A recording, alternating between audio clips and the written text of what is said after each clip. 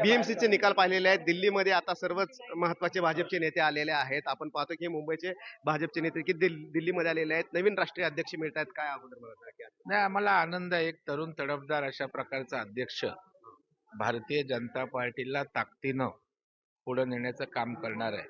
आणि त्याच्यामुळे महाराष्ट्रातल्या तमाम कार्यकर्त्यांना आनंद आहे की एक युवा नेतृत्व पुन्हा आपल्या देशाची भारतीय जनता पार्टीचे कमान सांभाळणार आहे. अ, तीन नेतृत्व जे आपण महाराष्ट्रामध्ये पाहतो. एक देवेंद्रजीचं नेतृत्व, दुसरं आता मुंबईचं अमित साठम यांचं नेतृत्व होतं, रवींद्र चव्हाण यांचं नेतृत्व होतं. महाराष्ट्रामधला निकाल जो आहे, कौल जो आहे, तो स्पष्टपणे दिसतोय. परंतु तरी सुद्धा कोणत्या ना कोणत्या दाराआड, खिडकीच्या आड होऊन काही इशारे चालू आहेत का की सोबत येण्यासाठी सत्तेमध्ये? नाही, हे बघा, इशारे चालू असतील तर माननीय देवेंद्रजींनी सांगितलेलं आहे की मुंबईच्या विकासासाठी जर कोण आम्हाला समर्थन देत असतील तर विरोधक का आमचे दुश्मन नाहीये.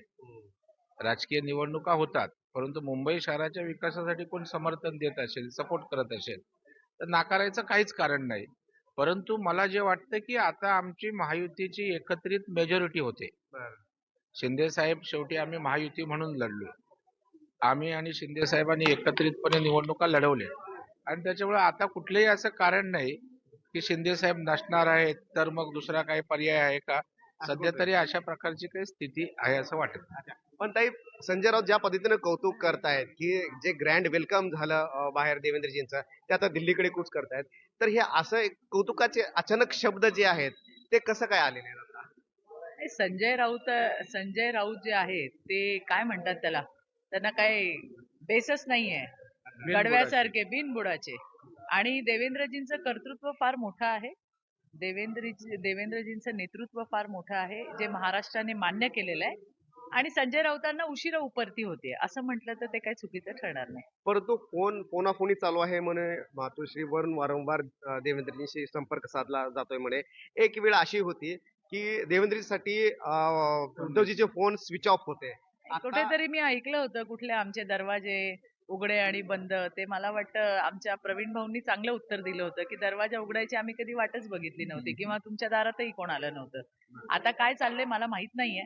आमच्यासारख्या कार्यकर्त्यांचं काम आहे की ज्या वेळेला इलेक्शन येते तेव्हा त्यावेळेला झोपून काम करायचं. सगळ्यांनी काम केलं, त्याचा परिपाक आपण बघितलाय की आता भारतीय जनता पार्टीचा त्या ठिकाणी चांगल्या पद्धतीने विजय झालाय. आता पुढच्या ज्या घडामोडी असतील त्या देवेंद्रजी, आमचे अमितजी, उद्धव आमचे ठाकरेंना रवी सोबत घेणं योग्य नाही, आहे हा का? हा निर्णय माझ्यासारख्या कार्यकर्तीच्या मला वाटतं की माझ्या अखत्यारीतला हा निर्णय नाहीये. ते आमचे वरिष्ठ नेतृत्व जे आहे ते निश्चितपणे त्याच्याबद्दल काय असेल तो विचार पण करतील. प्रवीणजी काय म्हणतं की उद्धव ठाकरेंना पुन्हा सोबत घेणं जर इच्छा असेल तर नाही, मला वाटतं त्यांच्या इच्छेच्या संदर्भात आम्ही काय अथॉरिटी नाहीये. पक्षीय नेतृत्व आमचं आहे. देवेंद्रजी आहेत, प्रदेशाध्यक्ष आहेत. शीर्षस्थ नेतृत्व अशा प्रकारचं पॉलिसी डिसिजन घेत असतात. बरं. परंतु मुंबईच्या विकासासाठी त्यांचं समर्थन असेल हम्म. तर देवेंद्रजींनी सांगितलं विकासासाठी येतील, त्यांचं समर्थन आम्ही घेऊ. अच्छा, ओके. महापौर कोणाचं होणार? महायुतीचा महायुतीचं म्हणजे त्यामध्ये पण महायुतीमध्ये बरंच महायुतीचाच महापौर महायुतीचा होणार. बरोबर. बिलकुल. तर महापौर जो आहे तो महायुतीचाच होणार असं इथल्या भाजपच्या नेत्याचं म्हणणं आहे. Cameraman Satyam sir, Ramraj Shinde, NDTV Delhi.